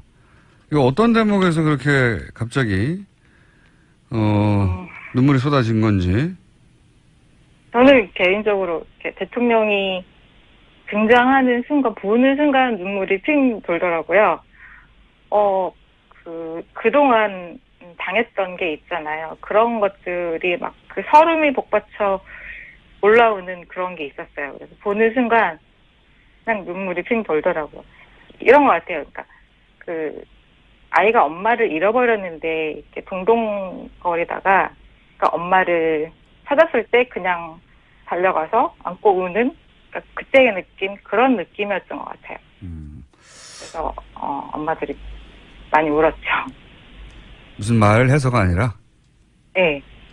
말씀도 하셨죠. 그러니까 대한민국 대표로 사과도 하셨는데 어제 가서 그러니까 제일 큰 성과가 있다면 저는 개인적으로 그거였던 것 같아요. 대한민국을 대표로 해서 사과하신다는 거 그게 순서잖아요. 저는 그게 제일 성과 있었다고 생각해요. 그때도 참 많이 엄마들 부모님들이 많이 울었죠. 물론 문재인 정부 시절에 일어났던 일은 아닌데 어쨌든 정부를 대변해서 국가를 대표해서 그런 얘기를 한다는 자체 한 번도 들어본 적이 없으니까요. 그러니까요. 예. 그러니까 한이 됐었는데 그게 우리가 왜 이런 취급을 당하는지 정말 몰랐었어요. 근데 박근혜 정부 하에서는 우리 세월호 유가족이 대한민국 국민이 아니라 어떤 적을 대하는 것 같은, 우리가 적으로 생각했던 것 같아요.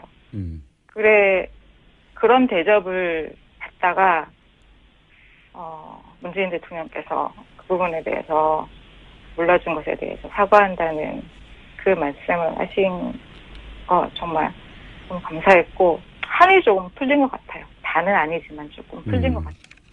물론 뭐 아직도 갈 길이 멀긴 한데 미습자도 아직 남아있고 또 뭐 진상조사에 2기도 간다고 하고 그렇지만 어쨌든 그 자리에 참석했던 분들은 이것저것 다 떠나서 사과 한마디에 마음이 많이 풀렸다. 예. 네, 네. 그렇죠. 말 한마디가 굉장히 중요하죠. 이런 건 어떻습니까? 적으로 상대했다고 말씀하셔서 제가 드리는 질문인데 이제 네. 박근혜 정부를 3년간 그 일 있고 나서 3년간 겪어보셨고 이제 문재인 정부를 한 100일간 겪어보셨지 않습니까? 네. 유가족 입장에서 비교를 하자면 뭐가 어떻게 다른가요? 그러니까 문재인 대통령이 하시는 게 정상이잖아요. 근데 지난 정권 하에서는 그런 대접을 한 번도 못 받아서 너무 비교가 되는 거죠. 하나에서 열까지 전부 다. 정말 당연한 거잖아요. 저희가 요구한 것들이. 저희는 정말 당연하다고 생각하기 때문에 지금껏 싸우는 건데, 왜 사고가 났는지, 왜 구조하지 않았는지, 구조하지 않은 건 저희가 그날 가서 직접 보고, 또 3년 동안 이 박근혜 정부가 이 세월호를 그냥 덮으려는 시도들을 굉장히 많이 보고 겪었거든요. 근데 그런 것들에 대해서 알고 싶은 거는 너무나 당연한 거잖아요. 당연한 요구를 이렇게 공권력을 동원해서, 국가의 힘을 동원해서, 무시하고 짓밟고, 그런 것만 당했는데, 이제 갑자기, 촛불 혁명에 의해서 정부가 바뀌고, 이제 정상화된 거죠. 이게 정상화된 건데, 이게 당연했던 건데, 너무나 비교되게 이렇게 다른, 올바른 태도를 보이셔서, 저는 너무 감격스럽고, 이제 제대로 시작할 수 있다는, 정말, 진실을 밝혀낼 수 있다는 그런 기대감이 큽니다. 예. 뭐 예를 하나 들어봐 주십시오. 예, 어제 있었던 일이라도 저희는 이제 지켜보는 입장이니까 그 심정이 정확하게 되지는 못하니까 뭐가 어떻게 다를까 이렇게 느끼겠구나 구체적인 이런 상황에서 뭐 그런 예가 없나요? 작은 거라도? 저희가 대통령을 만나기 위해서 많은 저 임원들이 있거든요. 준비해서 요구사항들을 쭉 얘기했는데, 그에 대해서 이제, 거기에 국무조정실장님도 참석하시고, 많은 그 청와대 관계자분들이 참석하셨는데, 네, 예.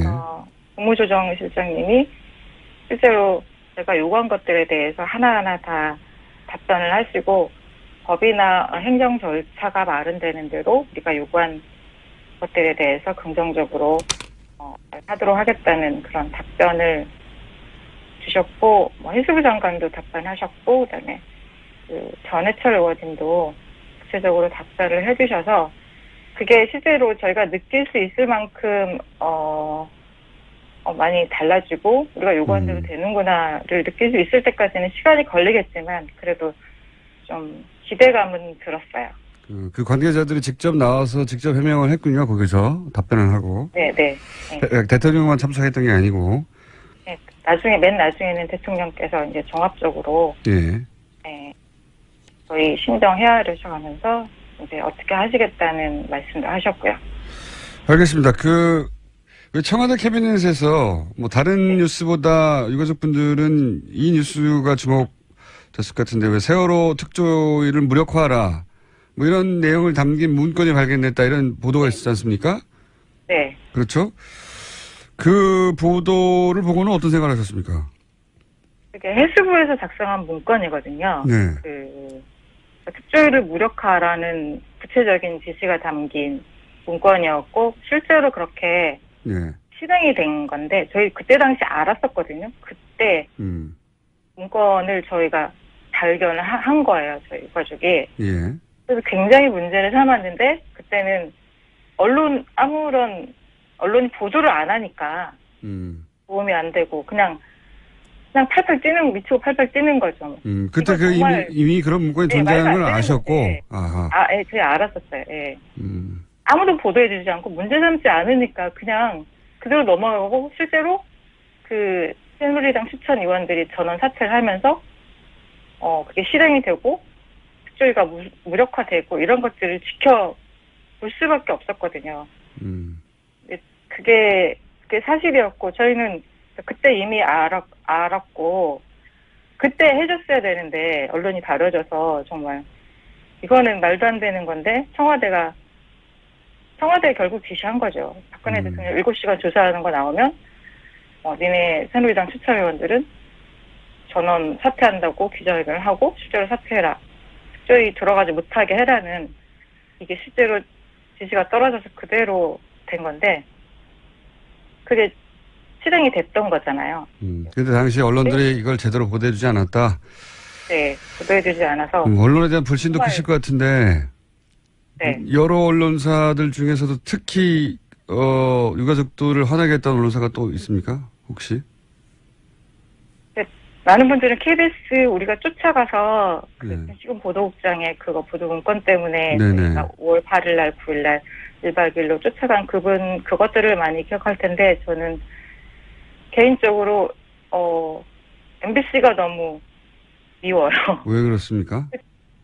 그 전원구조 오보도 처음에 네. MBC가 맨 먼저 11시 1분인가 먼저 냈거든요. 근데 그거 목포 MBC에서 그거 사실 아닐 수 있다.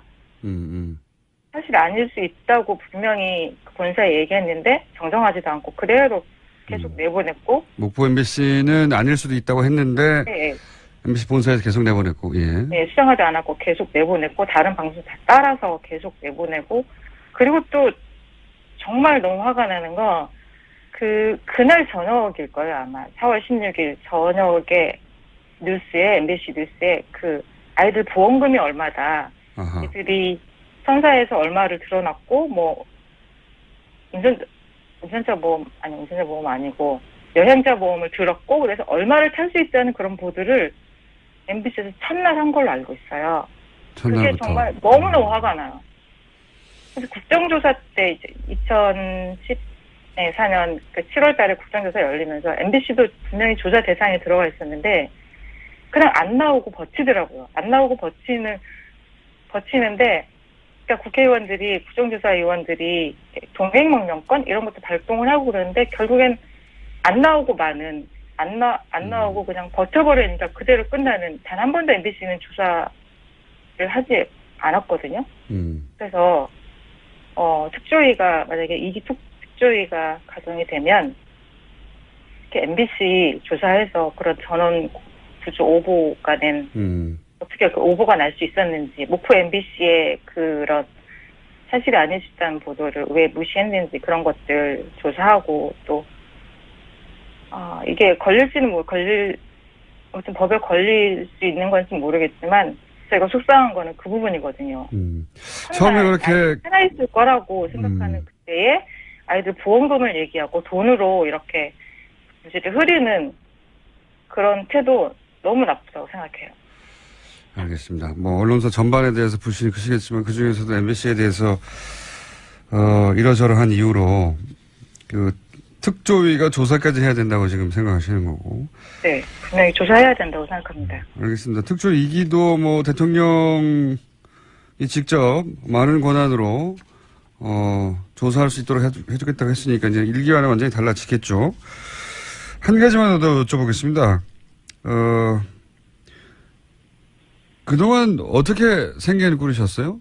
이 많은 분들이 사실 생계를 제대로 꾸릴 수 없을 정도로 이런 활동을 해오셨잖아요.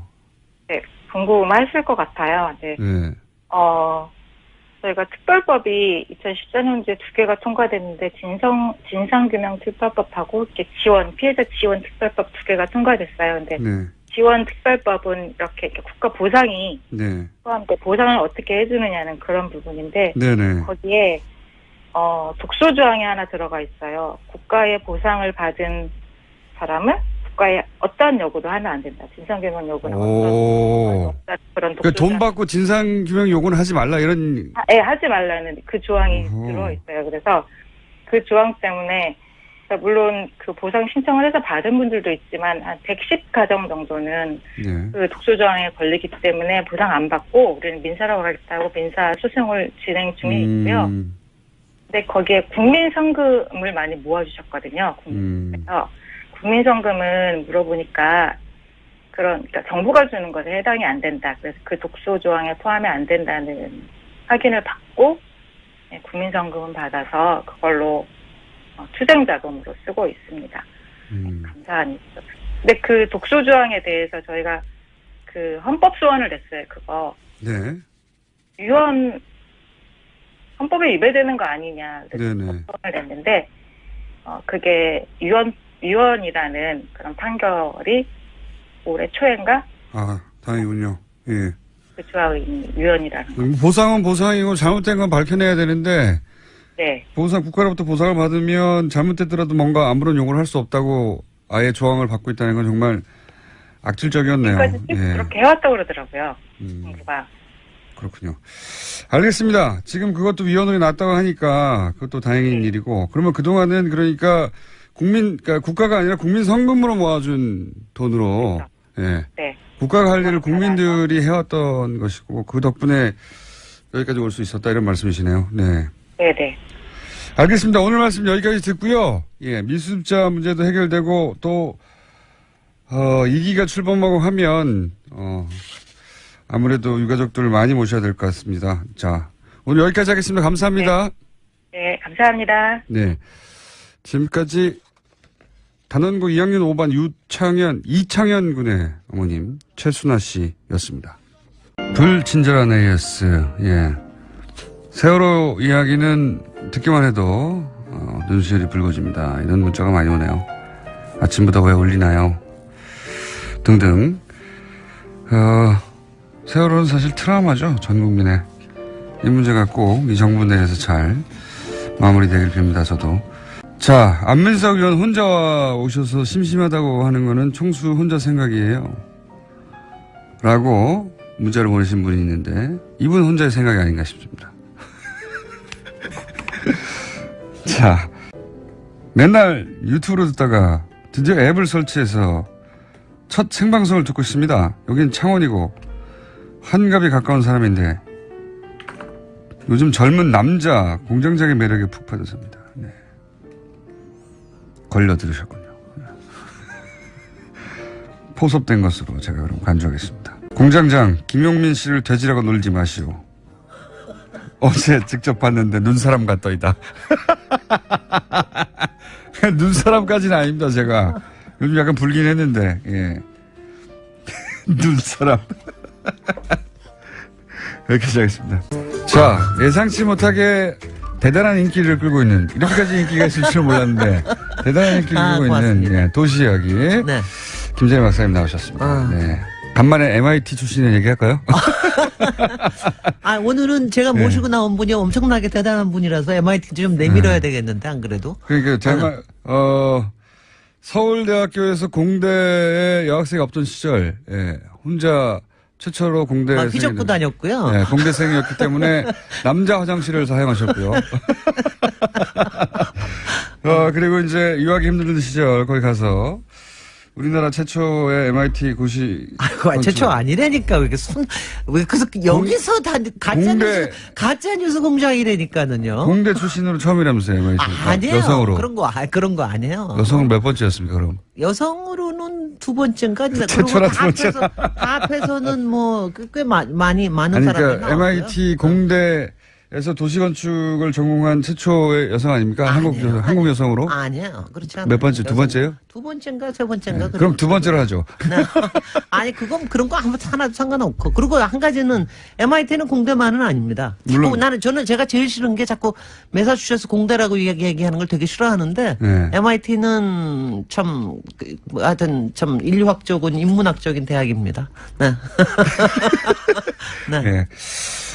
그렇다 치고요. MIT에 큰 관심은 없습니다. 그냥 어쨌든 많이 알려진. 아니 예. MIT는 유일하게 김호중 공장장님께서 인정하는 학교이기도 하다는 건 제가 알고 있어요. 아, 거기, 첨숙현 선생님 계셔서. 노암천숙기 선생님 계셔서. 네네.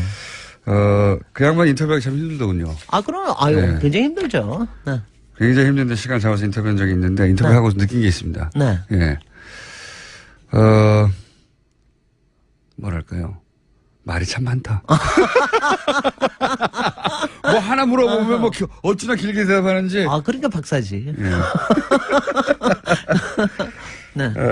자, 오늘 주제 뭡니까? 오늘 제가 문재인 정부 출범 100일 예. 뭐 지지율도 높고 다 좋은데 맞아 굉장히 의미 있게 오늘 정조대왕의 수원 화성을 제가 모시고 왔습니다. 정조대왕. 네네. 네. 정조대왕이 만든 신도시이고 그리고 정조대왕의 신도시예요? 신도시죠. 당시로서는 이제 완전 신도시죠. 그리고 이제 우리나라 수도가 될 수도 있었던 도시고.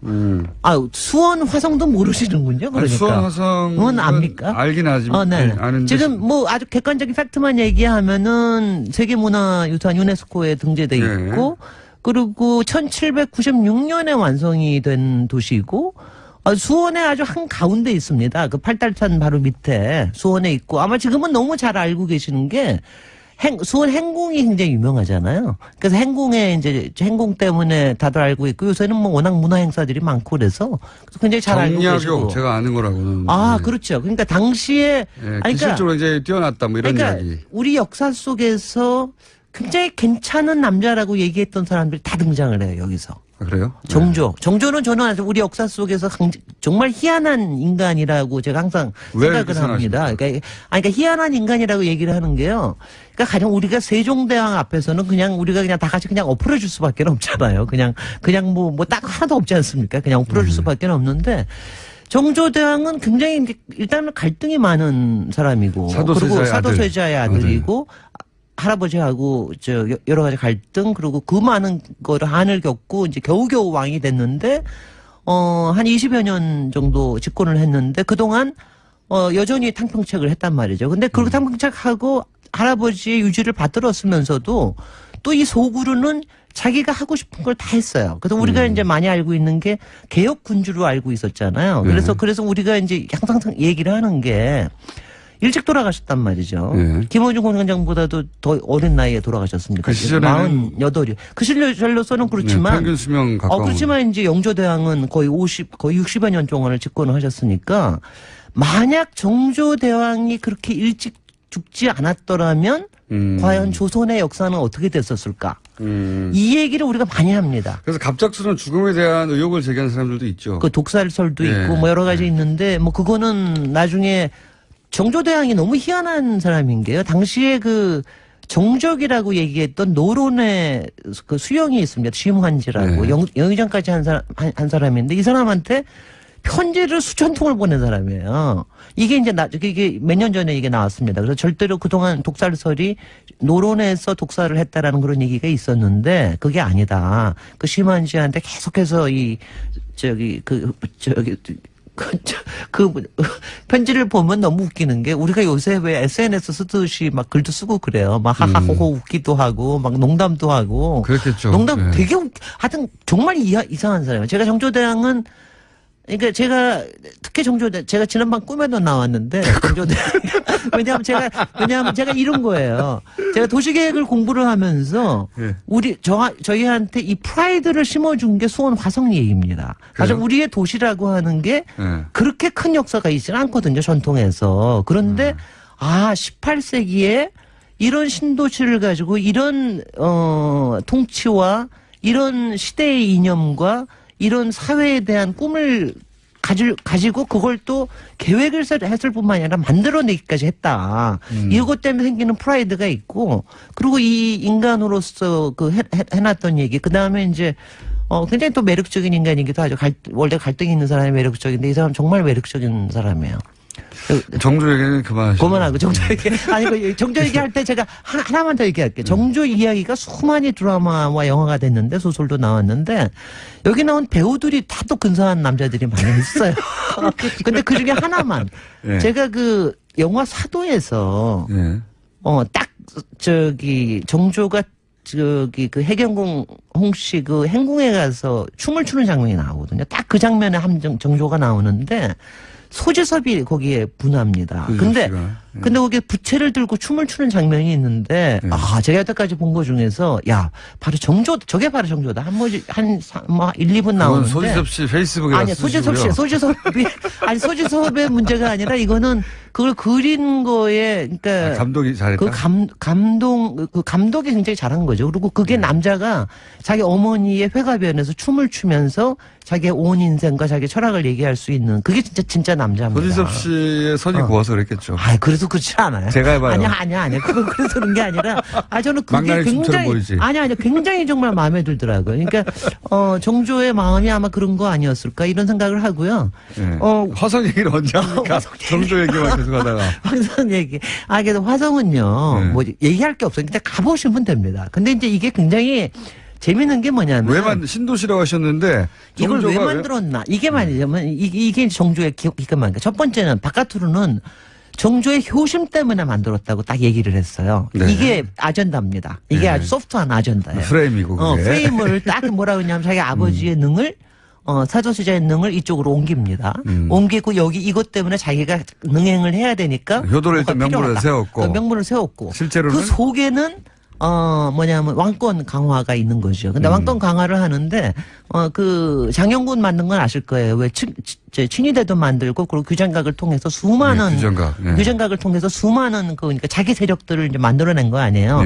근데 자기 세력들을 만들고 난 다음에, 그 다음에 더 중요한 건 뭐냐면은, 경제를, 이거 뭐냐면 중상주의를 한 거예요, 말하자면은. 그러면서 자기의 이제 힘을 강화를 하는 건데, 이게 서울의 한양에 그대로 있어서는 이게 도저히 이게 잘 안 된다. 그래서 사람들이 잘 모르는 게 이쪽에다가 그 팔달산 밑에다 지어서 팔달문을 했는데 여기에다가 시장을 팔문시장이라는 걸 만듭니다. 그래서 여기에 경제권을 줘요. 그래가지고 특혜권을 줘가지고 여기서 완전히 이제 왕권의 그 군사권뿐만이 아니라 경제권을 강화하면서 중상주의를 이제 표방을 하는 겁니다. 여기서. 그래서 만약 여기 화성이 제대로 역할을 했었더라면 우리나라 19세기가 완전히 달라졌을 거예요. 그러니까 당시에 다들 아시다시피 북학파에 청나라에 보내가지고 청나라 문물을 굉장히 많이 데리고 왔잖아요. 막존 제자부터 해가 정약용 당시에 하던 유명한 사람은 다 와서 일을 했는데 이런 사람들이 실제적으로 일할 수 있는 무대를 만들어준 거죠. 근데 이거를 도시를 통해서 만든 겁니다. 그래서 만약 이게 뭐냐면은 1796년에 완성이 됐는데 그리고 완성된 것도 딱 3년 만에 완성해요. 정확히는 33개월 만에 완성합니다. 엄청나게 빨리 했네요. 그러니까 계획을 한 10년 하고 33개월 동안 합니다. 정약용이 그까지 책까지 다 써놨는데 그래가지고 33개월 만에 완성하고 난 다음에 그리고 2년 있다 죽어요. 그러니까 얼마나 속상합니까. 10년을 계획해서 3년 만에 해치웠다. 3년 만에 해치우고 3년 만에 행궁까지 다 해치우고 여기 5.2km 되는 이제 성 만들고 성을 만든 거 보면은 성도 되게 웃겨요. 우리나라 성들이 되게 이렇게 무슨 공격을 하거나 방어하는 게 잘 없거든요. 보통 산성에 가 있는데 여기에 화성은 완전히 방어용입니다. 완전히 방어를 해서 이 안에서 왜 유명한 것들 나오는 그 안에서 총을 다 쏠 수 있게끔 만든 거예요. 공성전을 위해서 만든 거군요, 실제. 완전히 공성전을 위해서 만든 거예요. 그래서 이게 만약 정말 팔문시장이 제대로 역할을 했고 여기에 상권들이 완전히 서울에 있는 유기전이나 이런 데가 아니라 이쪽으로 옮겨갔고 그러면서 이제 말하자면 중상주의와 수도를 옮기려고 그랬나요? 그러니까 속으로 마음은 천도였습니다. 속으로 마음은 천도를 하면서 그쯤 바깥으로는 신도시가 소프트 아젠다를 만든 거죠. 그래서 지금도 가서 얘기 들어보면은 뭐 정조대왕이 효심 때문에 해경공 홍씨를 모시고 뭐 아버님을 모시고 이렇게 얘기하면 전 속으로 막 웃죠. 그게 아니고 속으로는 위대한 전략가였습니다. 그리고 위대한 야심을 가지고 그게 본인의 야심뿐만이 아니라 세종시를 만들려고 한 거네요. 아니 세종시하고는 이제 제가 이제 가끔 이럴 때 자꾸 세종시 그러면 이제 그걸 가지고 세종시에다가 예를 들어서 뭐 여러 가지 대형 시장을 하는데 아니 근데 그거하고는 조금 이제 세종시의 백그라운드하고는 좀 다르고 죄송합니다 무식해서 아니 왜냐하면 그것 때문에 노무현 대통령과 정조대왕을 결부를 시키면서 굉장히 나쁜 얘기를 하는 사람들이 많았어요. 근데 이제 저는 그거는 아니요 조금 좀 다르다고 보고 세종시 가지고는 다른 기회에 다시 한번 얘기를 하도록 하고요. 요거 근데 이거는요. 제가 보기에는 다음 주 한번 더 해야 될 것 같은데요. 다음 주 한번 그럽시다. 아니, 그러니까 정조 정말 얘기가 다 지나가 그리고 버렸어요. 여행하기가 너무 좋아. 그러니까 가서 걷기만 해도 되거든요. 그래서 이거는 정약용 얘기도 좀 해주셔야 돼요. 정약용 얘기도 해야죠. 정약용도 정말 대단한 사람. 다빈치 아닙니까? 다빈치. 제가 보기에는 너무 대단한 사람이죠. 다빈치에 가장 가까운 조선의 인물이 그리고 정약용이라고 규장각도 생각하는데 대단한 거고요. 대단하다는 얘기 하다가 시간 다 됐습니다. 그러니까 죄송합니다. 꿈에 또 나와주십시오 다음 주. 김진애 박사님이었습니다. 감사합니다.